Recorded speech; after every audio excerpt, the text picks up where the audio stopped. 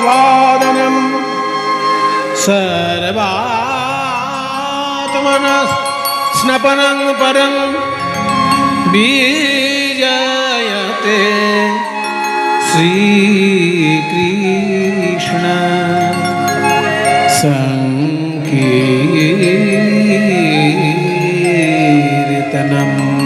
विजयते श्रीकृष्ण संकीर्तनम्। विजयते श्रीकृष्ण संकीर्तनम्।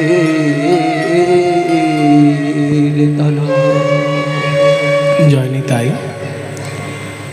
উপস্থিত সকল গৌর গোবিন্দ অনুরাগী ভক্তবৃন্দ, সবার শ্রী চরণে আমার ভুল লুণ্ঠিত দণ্ডবত প্রণাম।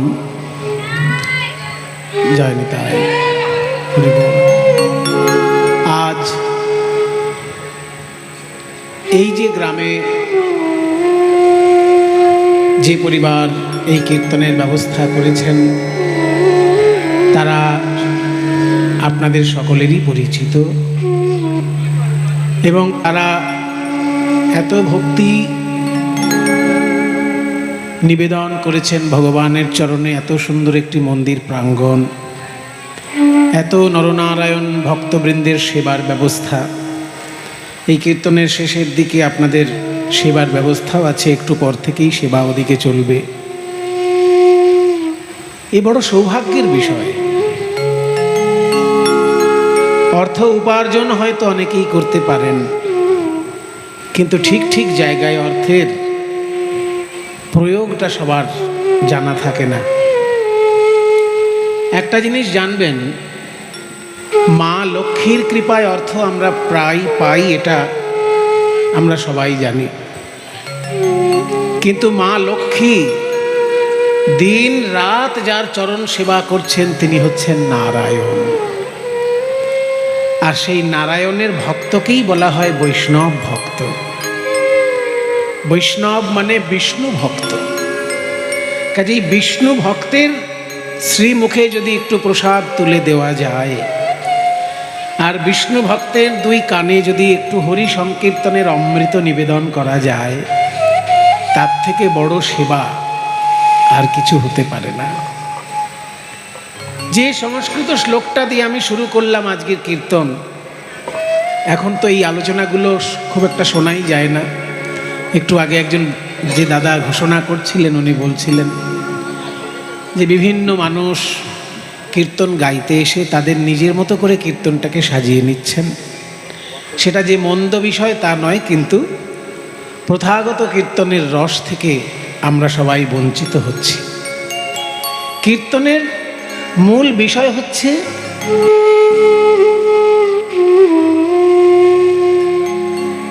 পাঁচটা জিনিস: বৈষ্ণব পদাবলী সাহিত্য, গৌড়ীয় বৈষ্ণব দর্শন, এবং মহাপ্রভুর জীবন চরিত্র থেকে শিক্ষা। তারপরে কীর্তনের যে নির্দিষ্ট সুর তাল, তার দ্বারা রসকে ঠিক ঠিক করে প্রতিষ্ঠা করা। রসাস্বাদন বলতে আমরা যা বুঝি। কীর্তন গান গাইতে আসলে বা শুনতে আসলে আমাদের কোনো উপকার হয় কি না, সেটাই আমাদের কাছে প্রথম প্রশ্ন। যেমন আমরা সকালবেলা উঠে প্রথম কাজ যেটা করি সেটা হচ্ছে দাঁত মাজা। অনেকে রাত্রেই দাঁত মেজে রাখেন, সেটাও ভালো, কিন্তু দাঁত মাজলে আমরা উপকারটা কি হয়? যে দাঁতে কোনো জীবাণু বাসা বাঁধতে পারে না, আমাদের মুখে কোনো দুর্গন্ধ হবে না, মুখটা পরিষ্কার পরিচ্ছন্ন থাকবে। মাথায় যদি শ্যাম্পু দিই তাহলে মাথায় ময়লা বসবে না, মাথাটার চুলগুলো পরিষ্কার থাকবে। গায়ে যদি সাবান দিই তাহলে গায়ে ময়লা বসবে না, গাটা ভালো থাকবে। ঠিক তেমনি কীর্তন গান, কীর্তনের রস আমাদের এই চিত্তে প্রবেশ করে চিত্তকে পরিষ্কার পরিচ্ছন্ন করে তোলে। যেমন মাজন দাঁতকে পরিষ্কার করে, শ্যাম্পু চুলকে পরিষ্কার করে, সাবান শরীরকে পরিষ্কার করে, কিন্তু এদের ক্ষমতা নেই মনের ভিতর গিয়ে মনটাকে পরিষ্কার করার। কিন্তু কীর্তন গানের সেই ক্ষমতা আছে। আর এই কথা স্বয়ং চৈতন্যদেব বলছেন। যে সংস্কৃত শ্লোকটা আপনাদের কাছে আমি উচ্চারণ করলাম, এটা স্বয়ং চৈতন্য মহাপ্রভুর রচনা। তিনি বলছেন কীর্তন গান গাইলে বা শুনলে মানুষের 7 রকমের উপকার হয়। 7 রকমের উপকার। তার মধ্যে প্রথম উপকার হচ্ছে চেতো দর্পণ মার্জনম। চেতো মানে চিত্ত, দর্পণ মানে আয়না, মার্জনং মানে মেজে ঘষে পরিষ্কার করে দেওয়া, একদম পরিষ্কার করে দেওয়া। আয়নায় যদি দাগ লাগে, আয়নায় যদি কাদা লাগে, সেই আয়নায় মুখ দেখা যায় না। ঠিক তেমনি যে চিত্ত ময়লা, যে মনে ময়লা জমাট বেঁধে গেছে, সেই মনে ঈশ্বর দর্শন হবে না। সেই জন্য মনটাকে পরিষ্কার করতে গেলে যেটা লাগবে সেটা হচ্ছে, যেমন দাঁত পরিষ্কার করতে গেলে মাজন লাগে আর জল লাগে, ঠিক তেমনি মন পরিষ্কার করতে গেলে হরি সংকীর্তন লাগে আর চোখের জল লাগে। যদি কেউ হরি সংকীর্তনের সঙ্গে চোখের জল মিশিয়ে দিতে পারে, অমনি এই মন রূপী আয়নাটা পরিষ্কার পরিচ্ছন্ন হয়ে যায়। এটা প্রথম উপকার। দ্বিতীয় উপকার কি? ভব মহাদাবাগ্নি নির্বাপনম। ভব, ভব মানে সংসার। এই জগৎ সংসারকে বলে ভব। মহাদাবাগ্নি, সারা জগতে যে মহাদাবানল জ্বলছে, এই দাবানল নির্বাপিত হয়ে যেতে পারে হরি সংকীর্তনের প্রবল বর্ষণে। দাবানল যদি নেভাতে হয় 1 বালতি 2 বালতি জলে কাজ হবে না। যদি কোথাও হঠাৎ আগুন লেগে যায়, সেখানে 1 বালতি 2 বালতি জলে আগুন নিভে যেতে পারে, কিন্তু দাবানল যেখানে কিলোমিটারের পর কিলোমিটার গাছ জ্বলে যাচ্ছে জঙ্গলে, সেখানে 1 বালতি 2 বালতি জলে কাজ হবে না। আকাশ থেকে যদি ঝমঝম করে বৃষ্টি নামে, তবেই দাবানল নিভবে। ঠিক তেমনি সারা পৃথিবীতে যে দাবানল জ্বলছে, প্রত্যেকটি মানুষের মধ্যে যে বিভেদ বিচ্ছেদ, হিংসা বিদ্বেষ, এই দাবানল নির্বাপিত হয়ে যেতে পারে হরি সংকীর্তনের প্রবল বর্ষণে। এটা দ্বিতীয় উপকার। তৃতীয় উপকার কি? শ্রেয় কৈরব চন্দ্রিকা বিতরণম। শ্রেয়, শ্রেয় মানে মঙ্গল, আর কৈরব মানে শালুক ফুল। শ্রেয় মানে মঙ্গল, আর কৈরব মানে শালুক ফুল। মঙ্গলরূপী শালুক ফুলের ক্ষেত্রে চাঁদের আলোর কাজ করে এই সংকীর্তন। শালুক ফুল তখনই ফোটে যদি তার উপর সুন্দর চাঁদের আলো এসে পড়ে। চন্দ্রিকা মানে চাঁদের আলো। গৌর চন্দ্রিকা বলে না? গৌর চন্দ্রিকা কেন বলে? এই যে কৃষ্ণলীলা গাইব বলে আগে যে পদটি আমি গাইছি, আরে মোর শ্রী গৌরাঙ্গ রায়, সুরধুনি তীরে যাইয়া নবীন নাবিক হইয়া সহচর মেলিয়া খেলায়, গৌর চন্দ্রিকার পদ। তা গৌর চন্দ্রিকা কেন? গৌর মানে তো চৈতন্য মহাপ্রভু। তাহলে চন্দ্রিকা মানে কি? চন্দ্রিকা মানে হচ্ছে চাঁদের আলো। যদি রাস্তায় যেতে যেতে আপনার হিরে বসানো সোনার আংটিটা হারিয়ে যায়, ঘাসের মধ্যে যদি হারিয়ে যায়, তাহলে অমাবস্যার রাতে খুঁজে পাওয়া যাবে না। কিন্তু যদি পূর্ণিমার চাঁদের আলো থাকে, তাহলে আংটি রত্ন হারিয়ে গেলে খুঁজে পাওয়া যায়। তাহলে অমাবস্যায় যেমন খুঁজে পাওয়া যায় না অন্ধকারের জন্য, কিন্তু পূর্ণিমার চাঁদের আলোতে হারিয়ে যাওয়া রত্ন খুঁজে পাওয়া যায়। ঠিক তেমনি কৃষ্ণ লীলা হলো হারিয়ে যাওয়া রত্ন। সেই কৃষ্ণ লীলারূপে হারিয়ে যাওয়া রত্ন নতুন করে কলিযুগের মানুষ খুঁজে পেল গৌরাঙ্গ চাঁদের আলোতে। সেই জন্য কৃষ্ণলীলা শোনার আগে গৌর চন্দ্রিকা। চাঁদের আলোয় যেমন রত্ন খুঁজে পাওয়া যায়, ঠিক তেমনি গৌর চাঁদের কৃপার আলোয় এই কৃষ্ণলীলা রত্ন অন্বেষণ করে খুঁজে পাওয়া যায়। তাই যে কোনো কৃষ্ণলীলা শুনতে গেলে তার আগে গৌর চন্দ্রিকা গাওয়া হয়। এই জন্য বলা হলো চাঁদের আলোয় শালুক ফুল যেমন আপনা আপনি ফোটে, ইনজেকশন দিয়ে ফোটাতে হয় না, আপনা আপনি ফোটে শালুক ফুল যদি চাঁদের আলো এসে পড়ে, ঠিক তেমনি সংকীর্তন রূপী চাঁদের আলো এসে পড়লে জনগণের কল্যাণ রূপী শালুক ফুল আপনা আপনি বিকশিত হবে। তাই বলছে শ্রেয় কৈরব চন্দ্রিকা বিতরণম, এটা তৃতীয় উপকার।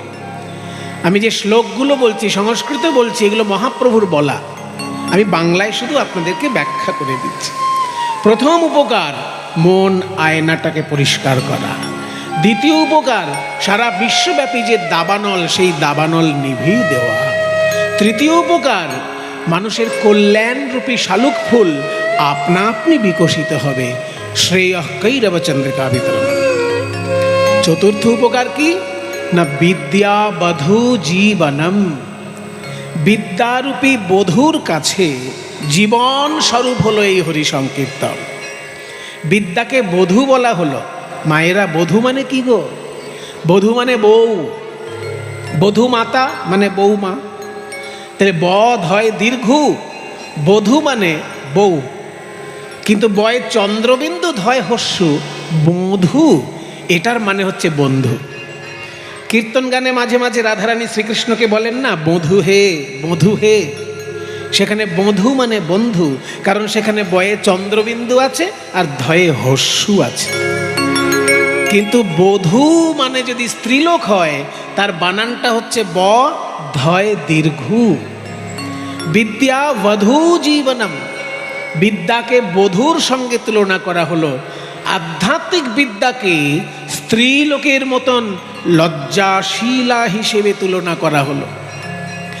লজ্জাশীলা কুলবতী রমণী যেমন যার তার কাছে নিজেকে মেলে ধরে না, সে যাকে ভালোবাসে সেই স্বামী দেবতার কাছে নিজেকে মেলে ধরে, ঠিক তেমনি আধ্যাত্মিক বিদ্যা যার তার কাছে নিজেকে প্রকাশিত করে না। কীর্তন অনুরাগী মানুষের কাছে আধ্যাত্মিক বিদ্যা খুব সহজেই নিজেকে মেলে ধরে। তাই আধ্যাত্মিক বিদ্যাকে স্ত্রীলোক বলা হলো। স্ত্রীলোকের কাছে যেমন তার প্রিয়তমর কাছে যেমন স্ত্রীলোক তার নিজেকে মেলে ধরে, ঠিক তেমনি কীর্তন অনুরাগী মানুষের কাছে আধ্যাত্মিক বিদ্যা নিজেকে প্রকাশিত করে। বিদ্যাবধূ জীবনম, এটা চতুর্থ উপকার। পঞ্চম উপকার কি? আনন্দাম্বুধিবর্ধনম, আনন্দাম্বুধিবর্ধনম। আনন্দ অম্বুধি, অম্বুধি মানে সাগর, অম্বু মানে জল, ধি মানে আধার যেখানে জল আটকে থাকে অর্থাৎ সাগর। তাহলে অম্বুধি মানে সাগর, আনন্দাম্বুধি মানে আনন্দ সাগর। আনন্দাম্বুধি বর্ধনম, সাগরের জল যেমন জোয়ারের সময় উপরে ওঠে আবার ভাটার সময় নিচে চলে যায়। নদীতে জোয়ার ভাটা হয় কেন? সাগরে জলটা উঠছে বলে তো। সাগরে জলটা ফুলে উঠছে, সেই জন্য নদীতেও জল ফুলে উঠছে। তা সাগরে জলটা ফুলে উঠছে কেন? না চাঁদ সাগরের কাছাকাছি চলে এসছে, তাই চাঁদের টানে সাগরের জল ফুলে উঠছে। তা চাঁদের আকর্ষণে যেমন সমুদ্রের জল ফুলে ফেপে আনন্দে নাচতে থাকে, ঠিক তেমনি সংকীর্তন রূপী চাঁদের আকর্ষণে মানুষের আনন্দ সাগরে জোয়ার বয়ে যায়। আনন্দাম্বুধি বর্ধনম, আনন্দ সাগর উথাল পাথাল হয়। বিশুদ্ধ আনন্দ যদি কেউ পেতে চায় তাহলে কীর্তন গান ছাড়া আর কোনো উপায় নেই।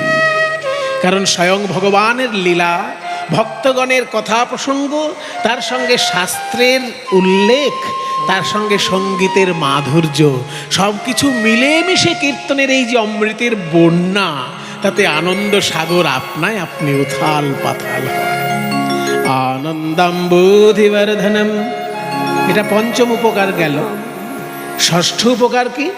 প্রতিপদং পূর্ণামৃতাস্বাদনম, প্রতি পদে পদে পূর্ণ অমৃতের আস্বাদন। কথাগুলো বলছেন চৈতন্য মহাপ্রভু। আমাদের যদি উপলব্ধিতে না আসে সেটা আমাদের দুর্ভাগ্য।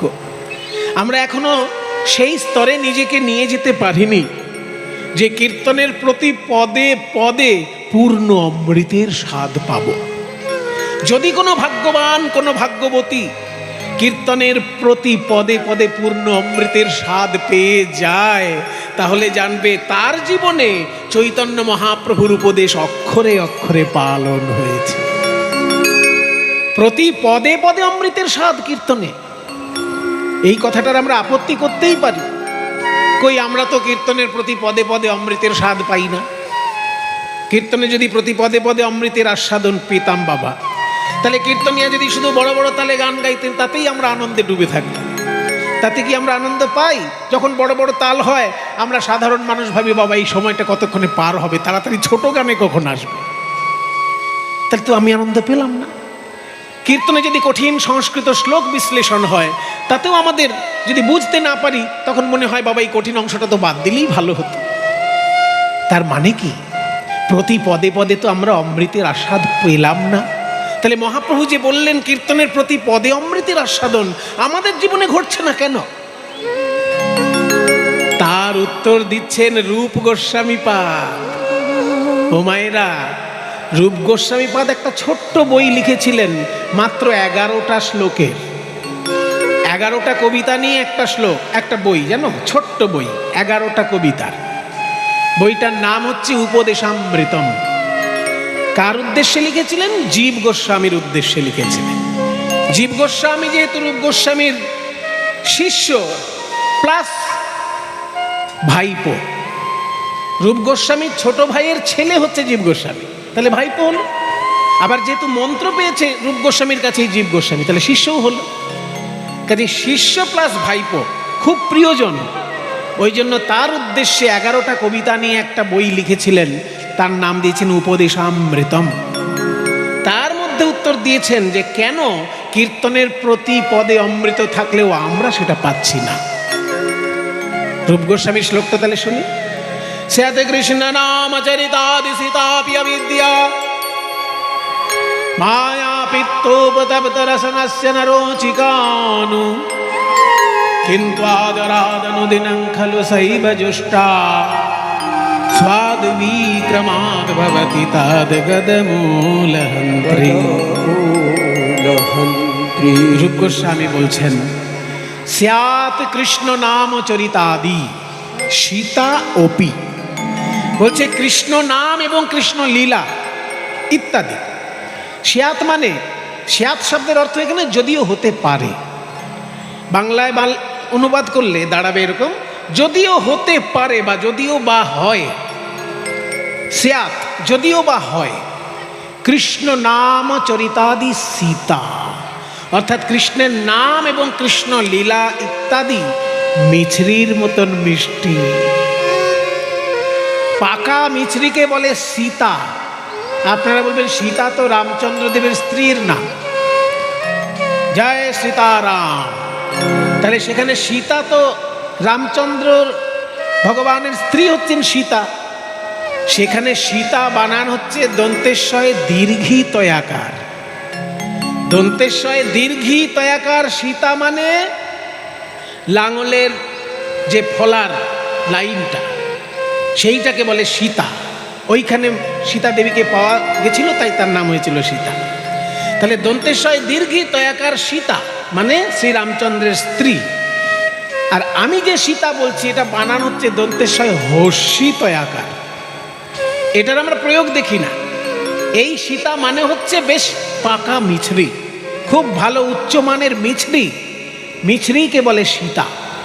তাহলে স্যাত কৃষ্ণ নাম চরিতাদি সীতা অপি, অর্থাৎ যদিও বা কৃষ্ণ নাম বা কৃষ্ণের লীলা মিছরির মতো মিষ্টি হতে পারে, মিষ্টি মিছরির মতো, কিন্তু পিত্তোপতপ্ত রসনস্য ন রুচিকান, মায়ারূপী পিত্তরোগ হওয়ার জন্য আমার জিহ্বায় সেটা রুচিকর হচ্ছে না। পিত্তরোগ যদি থাকে তাহলে সে মিষ্টি খেলেও তার তিতো লাগবে। একজন এসে কবিরাজ ঠাকুরকে বলছে, কবিরাজ ঠাকুর, কবিরাজ ঠাকুর, আমি যা খাচ্ছি তাই তিতে লাগছে। জানেন, আমি আলু পোস্ত দিয়ে ভাত খাচ্ছি তাও তিতে লাগছে। আলু পটল দিয়ে খাচ্ছি, তিতে লাগছে। এমনকি চাটনি খাচ্ছি, তিতে লাগছে। রসগোল্লা খেলেও তিতে লাগছে। তখন কবিরাজ ঠাকুর বলছে, শোনো বাবা, তিতেটা চাটনি পায়েসে নেই, তিতেটা রয়েছে তোমার জিহ্বায়। তোমার যেহেতু পিত্তরোগ হয়ে গেছে, ওই জন্য তুমি যা খাচ্ছ তাই তিতে লাগবে। বলে তাহলে করবো কি? বলে তুমি একটু তাল মিছরি খাও। তাল মিছরিও খেয়ে দেখেছি তিতে লাগে। বলে ওটা তিতে লাগছে তোমার, অন্যের কাছে লাগছে না। তোমার কাছে কিন্তু ওটা খাদ্য নয়, তোমার কাছে ওটা ঔষধ। তুমি ওই তাল মিছরিটাকে খেতে থাকো, প্রথম প্রথম তোমার তিতেই লাগবে, কিন্তু ওটা যেহেতু তোমার পক্ষে ওষুধও, সেই জন্য খেতে খেতে খেতে খেতে দেখবে একটা সময়ে তিতো ভাবটা দূরে গিয়ে মিষ্টি মিষ্টি লাগছে। তখন জানবে তোমার পিত্তরোগটা দূর হয়ে গিয়ে তুমি সুস্থ স্বাভাবিক হয়ে গিয়েছ। তাই রূপ গোস্বামী বলছেন, কৃষ্ণ নাম কৃষ্ণ লীলা আমার কানে তিতো লাগছে, কারণ আমার হৃদয়ে মায়া নামক পিত্ত রোগ আছে। মায়া মোহের বন্ধন রূপী পিত্ত রোগ থাকার জন্য আমার কানে কৃষ্ণ নাম ভালো লাগছে না, আমার কানে কৃষ্ণ লীলাও ভালো লাগছে না। কিন্তু যেহেতু সেটা আমার কাছে ওষুধ, তাই দিনের পর দিন সযত্নে যদি কেউ হরিনাম গাইতে পারে, হরিনাম শুনতে পারে, কৃষ্ণলীলা শুনতে পারে, কৃষ্ণলীলা গাইতে পারে, দিনের পর দিন যদি আস্বাদন করতে পারে, দেখবে আস্তে আস্তে মায়া নামক পিত্তরোগ দূর হয়ে গিয়ে কৃষ্ণলীলা নাম তার কাছে মধুময় হয়ে উঠছে। তাই কৃষ্ণ নামের পদে পদে অমৃত থাকলেও আমার কাছে ভালো লাগছে না, কারণ মায়া নামক পিত্তরোগ আমার কাছে আছে, তাই আমার ভালো লাগছে না। মহাপ্রভু বলছেন, প্রতি পদে পূর্ণ অমৃতের স্বাদ পাওয়া যায় কীর্তন গানে। এটা 6 নম্বর উপকার। সপ্তম এবং শেষ উপকার কি কীর্তনের? সপ্তম এবং শেষ উপকার হচ্ছে সর্বাত্মা স্নাপনং, সর্বাত্মা স্নাপনং, সর্বাত্মা স্নাপনং, সর্ব আত্ম স্নাপনম। স্নান মানে নিজে স্নান করা, আর স্নাপন মানে স্নান করিয়ে দেওয়া। মা যদি বাচ্চাকে স্নান করায়, সে তো নিজে স্নান করছে না, বাচ্চাকে করাচ্ছে, এটাকে বলে স্নাপন। নিজে স্নান করাটা স্নান, আর কাউকে স্নান করানোটা হচ্ছে স্নাপন। ঠিক তেমনি হরি সংকীর্তন মায়ের মতন স্নান করিয়ে দেয় সকল আত্মাকে, সকল আত্মার স্নান করিয়ে দেয়। মা যেমন সন্তানদেরকে স্নান করিয়ে দেয়, তেমনি হরি সংকীর্তন মায়ের মতন সমস্ত আত্মাকে স্নান করিয়ে দিতে পারে। সর্ব আত্ম স্নাপনং পরং বিজয়তে শ্রীকৃষ্ণ সংকীর্তনম। সেই শ্রীকৃষ্ণ সংকীর্তন বিজয় লাভ করুন, এই হচ্ছে চৈতন্য মহাপ্রভুর সংস্কৃত শ্লোকের মানে। তাহলে মায়েরা দেখলেন, এমন একটা সঙ্গীত বাংলার বুকে আবির্ভূত হয়েছে কীর্তন গান নামে, যা আস্বাদন করলে 7 রকমের উপকার পাওয়া যায়। আমরা যদি সেই উপকারগুলো না পাই, তাহলে জানতে হবে আমরা হয়তো ঠিক ঠিক অধিকারী এখনো হয়ে উঠতে পারিনি। তবে আমাদের ভাগ্য বড় ভালো, আমরা যোগ্য না অযোগ্য নির্বিচারে আমার প্রেমের ঠাকুর নিতাই গৌর আমাদেরকে এই কীর্তন রসে আপ্লুত করে দিয়ে গেছেন। নির্বিচারে, বিচার বিবেচনা না করে তিনি আমাদেরকে কীর্তন রসে সাগরে নিমজ্জিত করে দিয়ে গেছেন, আমাদেরকে প্রেমানন্দে ভরে দিয়ে গেছেন। আমরা নিতে পারি বা না পারি সে পরের কথা, কিন্তু তিনি দিয়েছেন, এটাই আমাদের বড় সৌভাগ্যের বিষয়। আজকে মহাপ্রভু কি করছেন? কৃষ্ণলীলার ভাব অনুসারে মহাপ্রভুর ভাবটি আজকে কেমন? মহাপ্রভু বলছেন, গদাধর সকলকে ঘোষণা করে দাও, আমি আজকে একটা নৌকায় সকলকে নবদ্বীপের ঘাটে ঘাটে নাম বিতরণ করব। এতদিন আমি মাঠে মাঠে নাম বিতরণ করেছি, এতদিন আমি হাটে হাটে নাম বিতরণ করেছি, কিন্তু নদীর ঘাটে ঘাটে নাম বিতরণ আমার বাকি আছে। একটা বড় নৌকা নিয়ে এসো, তাতে হরি সংকীর্তনের দল নিয়ে আমি ঘাটে ঘাটে নাম বিতরণ করব। কেন ঘাটে ঘাটে নাম বিতরণ করলে লাভ কি হবে? এখনকার দিনে ঘাটটা খুব একটা গুরুত্বপূর্ণ নয়, কিন্তু চৈতন্যদেবের যুগে মানুষের যাতায়াতের প্রধান পথ ছিল জলপথ। তাই তখনকার দিনে নদীর ঘাটে যদি কোনো ঘোষণা করা হতো, সেই কথা সমস্ত ঘরে পৌঁছে যেত। নদীর ঘাটে যদি কেউ কোনো কথা আলোচনা করত, সেই কথা একদম মানুষের ঘরে ঘরে পৌঁছে যেত, কারণ ওইখানে নৌকা বিভিন্ন জায়গায় যাবে। তখনকার দিনে জলপথেই যেহেতু প্রধান যানবাহন, আর স্থলপথে যেত হেঁটে যেতে হতো, ঘোড়ায় যেতে হতো, পালকিতে যেতে হতো, কিন্তু জলপথে যাওয়াটা সাধারণ মানুষের পক্ষে খুব সহজ হতো। তাই মহাপ্রভু বলছেন, যতগুলো ঘাট আছে নবদ্বীপে, সব ঘাটে ঘাটে আমার হরি সংকীর্তনের বাণী প্রচার করব। নাও, বিরাট বড় সংকীর্তনের নৌকা তৈরি করো আর ঘোষণা করে দাও, আমার নৌকায় যারা উঠবে তাদের একটি পয়সাও পারের কড়ি লাগবে না। শুনুন শুনুন শুনুন সুধীজন, এক আনন্দ সংবাদ। আজকে এই মহাপ্রভুর নৌকায় যারা পার হবেন তাদেরকে কাউকে পয়সা করি লাগবে না, লাগবে না, লাগবে না। ঢেরা ঢেরা পিটিয়ে দাও, ঢেরা পিটিয়ে দাও। এবার যেই না ঘোষণা করে দিয়েছে কারোর পয়সা লাগবে না, মায়েরা একটা জিনিস জানেন তো, পয়সা যদি না লাগে তো বিনা কাজেও আমরা নৌকায় গিয়ে বসে থাকবো। হঠাৎ যদি পশ্চিমবঙ্গ সরকার বলে যে কাউকে ট্রেনের টিকিট কাটতে হবে না, কলকাতায় যেসব ট্রেন যাচ্ছে কোনো টিকিট লাগবে না, ট্রেনগুলোতে আর চাপা যাবে? যার কাজ নেই দেখবেন সেও ট্রেনে বসে আছে, টিকিট লাগছে না যখন। সেই জন্য যখনই মহাপ্রভু ঘোষণা করেছেন পয়সা লাগবে না, যার কাজ নেই সেও নৌকায় গিয়ে বসে আছে। কিন্তু মহাপ্রভু এত লোকের মুখের দিকে তাকিয়ে গান গাইছেন না, একজনের মুখের দিকে তাকিয়েই গান গাইছেন।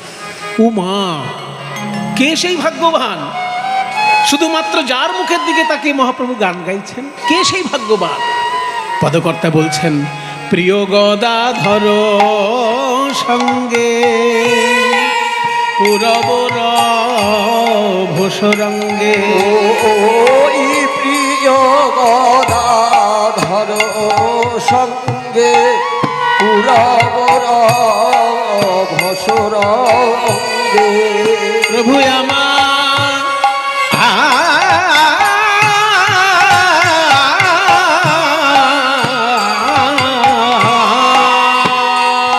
ওই প্রিয় গদাধর সঙ্গে পুরবর ভোসরঙ্গে। আজ নৌকায় বসিয়া করে গেলি, নৌকায় বসিয়া করে গেলি, নৌকায় বসিয়া করে গেলি। 100 জনের নৌকায় যদি 200 লোক উঠে যায়, নৌকার অবস্থা কি হবে? ওই যে বললাম পয়সা লাগছে না, সেই জন্য যার কাজ নেই সেও তো গিয়ে বসে আছে।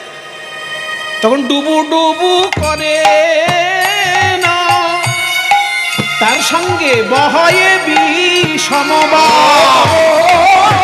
ডুবু ডুবু করে না, বহয়ে বিষমবাদ। ডুবু ডুবু করে না, তার সঙ্গে বহয়ে দেখি হাসে গোরা বনমালী, ডুবু ডুবু করে না, কিন্তু দেখি হাসে গোরা বনমালী। বনমালী।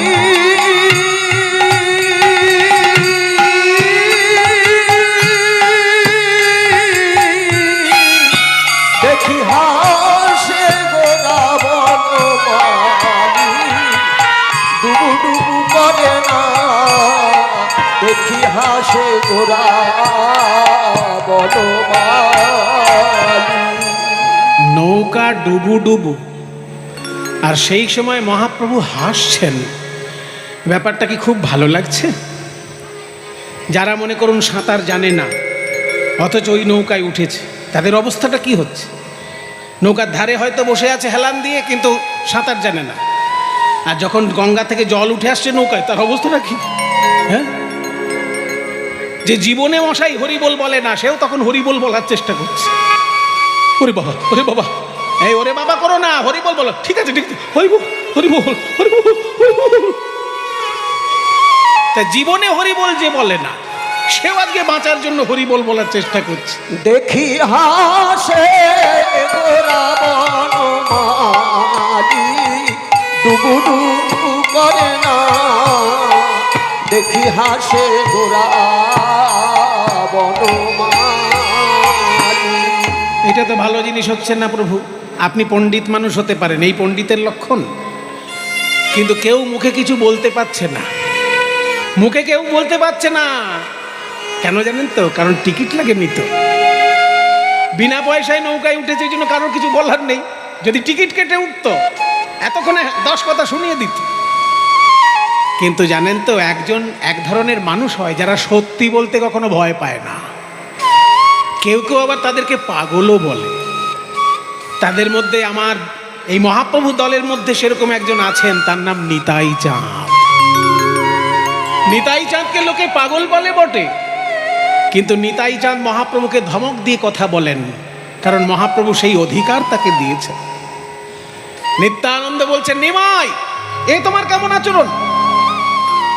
নৌকা তোমার ডুবু ডুবু করছে, প্রাণের ভয়ে লোকে হরিবোল হরিবোল বলছে, আর তুমি হাসছো এই দেখে। তোমাকে লোকে বলে নিমাই পণ্ডিত, আর আমাকে বলে পাগলা নিতাই।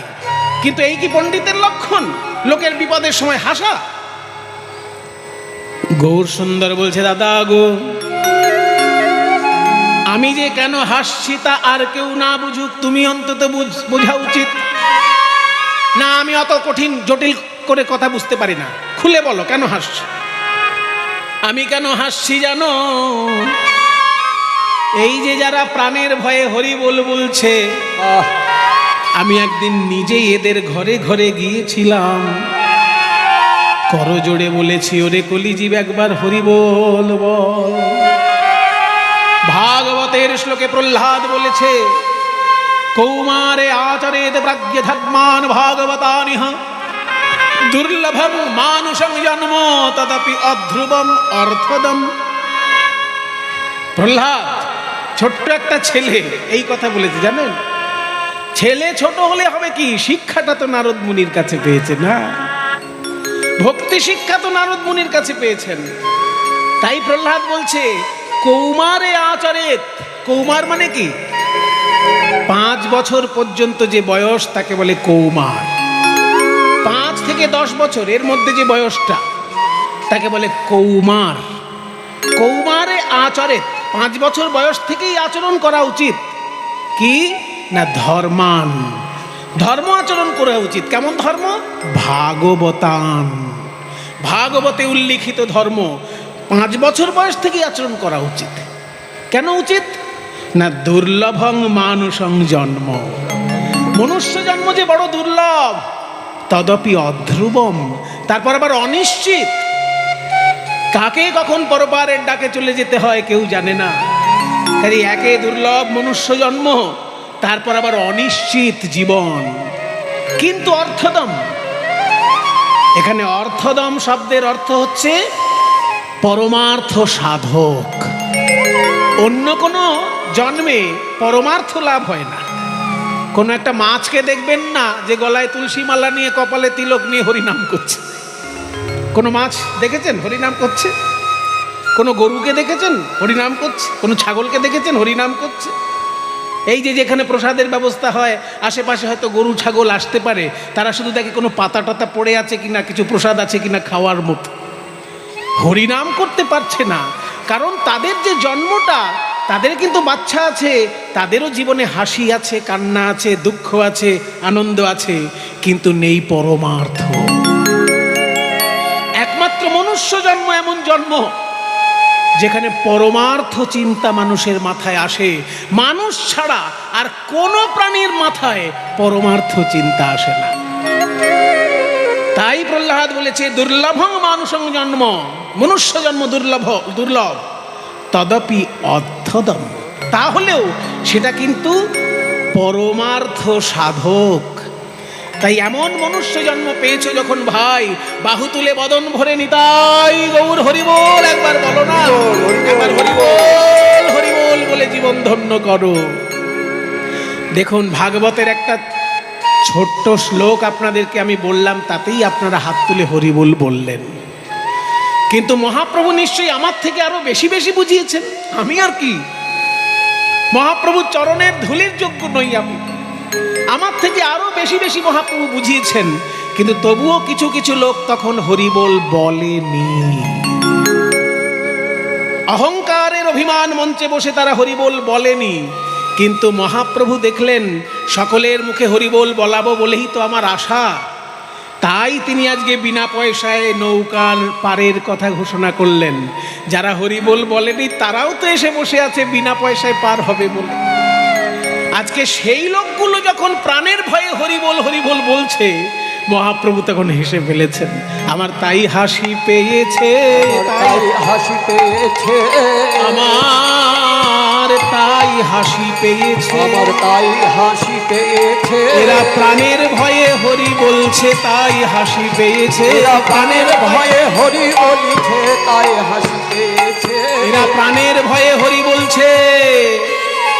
যখন পায়ে ধরেছি কেউ বলে না, প্রাণের ভয়ে হরি বল হরি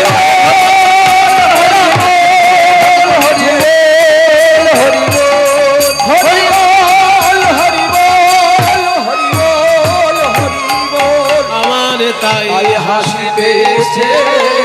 দেখি হাসে গোরা বনমালী, দেখি হাসে গোরা বনমালী। আপনাদের চোখের সামনে যদি একটা নৌকা ডুবে যায় আপনারা কি করবেন? হ্যাঁ, কি আর করব? যদি সাঁতার জানি দু চারজনকে বাঁচানোর চেষ্টা করব, আর যদি সাঁতার না জানি তাহলে নদীর পাড়ে দাঁড়িয়েই হাত তুলে ঠাকুরকে ডাকবো, ঠাকুর তুমি ওদেরকে রক্ষা করো। তাই তো মহাপ্রভুর নৌকায় যখন ডুবু ডুবু, তখন গঙ্গার দুই পাড়ে কাতারে কাতারে লোক দাঁড়িয়ে গেছে।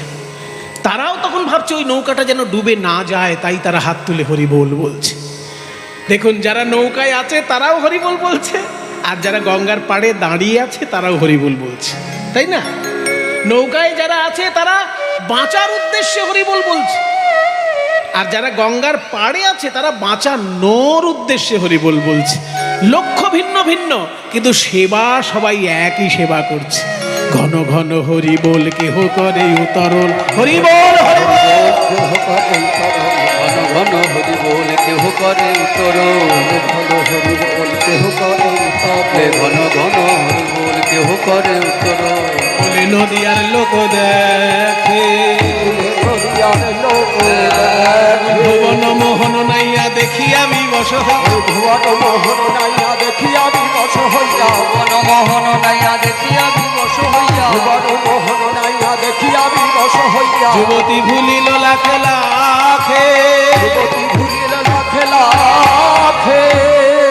এইরকম নাবিক রূপে মহাপ্রভুকে দেখে, নাবিক রূপে মহাপ্রভুকে দেখে নদিয়াবাসিনী নাগরিকগণ বলছে, ও নাগরী, আমরা অনেক নাবিক দেখেছি বটে, কিন্তু এমন নাবিক দেখি নাই। এমন নাবিক দেখি নাই, জনমিয়ে নবদ্বীপে এমন নাবিক দেখি নাই। জনমিয়ে নবদ্বীপে এমন নাবিক দেখি এমন নাই। নাবিক আছে বলেও শুনি নাই, এমন নাবিক এমন দেখি নাই। নাবিক আছে বলেও শুনি নাই, এমন নাবিক দেখি নাই। নাবিককে ডাকতে হয়, নাবিক যদি এসে নৌকা নিয়ে পার করে তবে পার হওয়া যায়। কিন্তু এই নাবিক কেমন নাবিক রে, যার নাম নিলে পরেই এই ভবসাগর পার হয়ে যাওয়া যায়। এমন নাবিক আছে বলেও শুনি নাই, যার নাম নিলেই পার হয়, আছে বলেও শুনি না, নাম নিলেই পার হয়, যার নাম নিলেই পার হয়, যার নাম নিলেই পার হয়, নাম নিলেই পার হয়। যুবতী ভুলিল লাখে লাখে, যুবতী ভুলিল লাখে লাখে, চিত চোর গৌর সুন্দর চোর গৌর সুন্দর যা করে তাহাই পরতে খো, করে তাহাই করো দেখো। এত সুন্দর পদ যিনি লিখেছেন তার নাম রামানন্দ। সবাই একটু হাত জোড় করে তাকে প্রণাম জানান। কহে দিন রামানন্দে এহে নয়ানন্দ কন্দে। কহে দিন রামানন্দে এহে নয়ানন্দ কন্দে। কন্দ মানে মূল, কন্দ মানে মূল, স্কন্ধ মানে কাঁধ। কাজী আনন্দের মূল হচ্ছে আমার গৌর চরণ। তাই বলছে কহে দিন রামানন্দে এহে নয়ানন্দ কন্দে। কহে দিন রামানন্দে এহে নয়ানন্দ কন্দে। বঞ্চিত বঞ্চিত বঞ্চিত। মহাপ্রভুর নৌকায় সবাই উঠে ভবসাগর পার হলো ভাই, কিন্তু আমি তো উঠতে পারলাম না ওই হরি সংকীর্তনের নৌকায়। বঞ্চিত রহিন কহে দিন রামানন্দে এহে নয়ানন্দ কন্দে। বঞ্চিত রহিন বঞ্চিতোস্মি বঞ্চিতোস্মি বঞ্চিতোস্মি ন সংশয়ঃ বিশ্বম গৌর রসে মগ্নম স্পর্শপি মম না ভবৎ। সারা বিশ্ব গৌরাঙ্গের প্রেম রসে ডুবে গেল, আর আমি একটু স্পর্শ মাত্র পেলাম না ভাই। বঞ্চিত রহিন বঞ্চিত রহিন আমি একা, বঞ্চিত হলাম আমি একা, বঞ্চিত হলাম আমি একা। আমি কেবল রইলাম বাকি, আমি কেবল রইলাম বাকি। শ্রী গুরু বৈষ্ণবে দিয়ে ফাঁকি। আমি কেবল শ্রী গুরু বৈষ্ণবে দিয়ে থাকি। শ্রী গুরু বৈষ্ণবে দিয়ে থাকি। শ্রী গুরু বৈষ্ণবে দিয়ে থাকি। শ্রী গুরু বৈষ্ণবে দিয়ে থাকি। শ্রী গুরু বৈষ্ণবে দিয়ে থাকি। বঞ্চিত রহিল আরে বঞ্চিত রহিল মুইয়া, ও বঞ্চিত রহিল মুইয়া, হায় রে। জীবনে চলার পথে একটা শিক্ষার কথা শুনে নিন। এটা আপনাদেরকে বলছি না, আমি নিজেকেও বলছি। আপনাদেরকে যেমন বলছি আমি নিজেকেও বলছি। বারবার ফাঁকি দিতে দিতে ফাঁকি দেওয়া একটা অভ্যাসে দাঁড়ায়। একে একটু ফাঁকি দিলাম, ওকে একটু ফাঁকি দিলাম, তাকে একটু ফাঁকি দিলাম। এই ফাঁকি দিতে দিতে ফাঁকিটা যখন অভ্যাসে দাঁড়িয়ে যায় না, তখন মানুষ ডাক্তারকেও ফাঁকি দেয়। ডাক্তারবাবুকে যদি ফাঁকি দেন তাহলে আপনি নিজেই বিপদে পড়বেন। ডাক্তারকে আপনি কোনো রোগ চেপে গেলেন, বললেন না, অথচ ডাক্তার দেখিয়ে চলে এলেন, সেটা কি ভালো জিনিস হলো? তাহলে ফাঁকি দেওয়া যখন অভ্যাসে দাঁড়িয়ে যায় তখন লোকে ডাক্তারকেও ফাঁকি দেয়, তখন সে আবার গুরুদেবকেও ফাঁকি দেয়, সে আবার বৈষ্ণবকেও ফাঁকি দেয়। তাই শ্রীপাদ রামদাস বাবাজি মহারাজ বলছেন যে এই প্রেম থেকে আমি বঞ্চিত থাকলাম কেন জানো? আমি দুজনকে ফাঁকি দিলাম। গুরুদেবের কথাও আমি শুনলাম না, বৈষ্ণবের কথাও আমি শুনলাম না, অথচ দুজনেই কল্পতরু। আপনারা গুরুদেবের বন্দনায় কি গান করেন? জয় জয় শ্রী গুরু, তারপর প্রেম কল্পতরু। গুরুদেব হচ্ছেন প্রেমের কল্পতরু। আর বৈষ্ণবকে যখন প্রণাম করেন তখন কি বলেন? বাঞ্ছা কল্পতরুভ্যশ্চ কৃপা সিন্ধুভ্যেব চ, তাই না? বাঞ্ছা কল্পতরু। তাহলে বৈষ্ণব হচ্ছে বাঞ্ছা কল্পতরু আর গুরু হচ্ছে প্রেম কল্পতরু। আর আমি এমন একজন মানুষ যে দুই কল্পতরুকেও ফাঁকি দিয়ে দিলাম, তাহলে আমি পাবো কি করে? তাই বাবাজি মহারাজ আর রামদাস বাবাজি মহারাজ আখর দিচ্ছেন, আমি কেবল রইলাম বাকি। কেন জানো?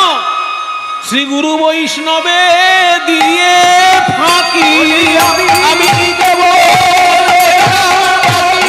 গুরু বৈষ্ণবে দিয়ে থাকি।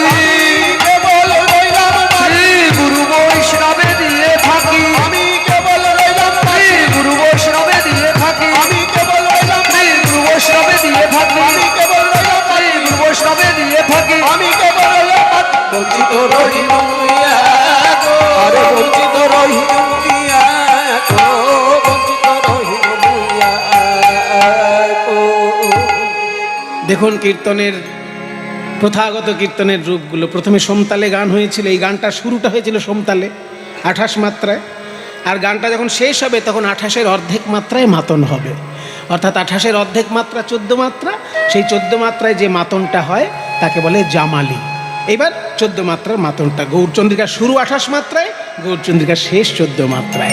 ও বঞ্চিত রহিল হইয়া করে। 14 মাত্রা, 1 2 বঞ্চিত 4 5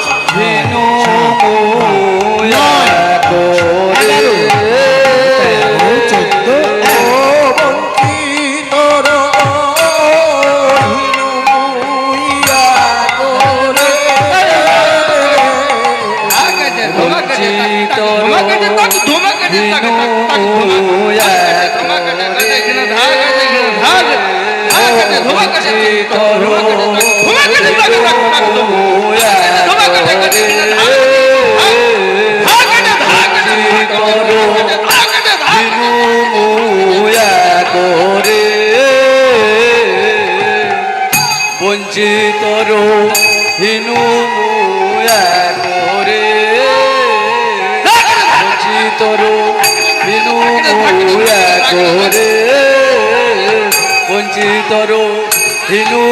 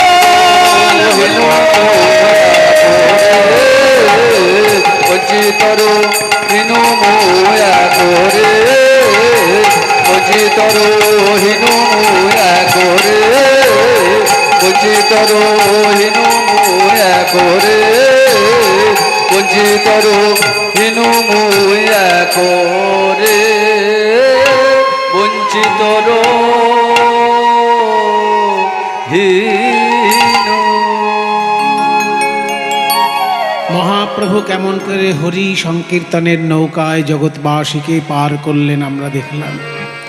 চলুন এইবার আমরা মধুময় বৃন্দাবনে গিয়ে দেখি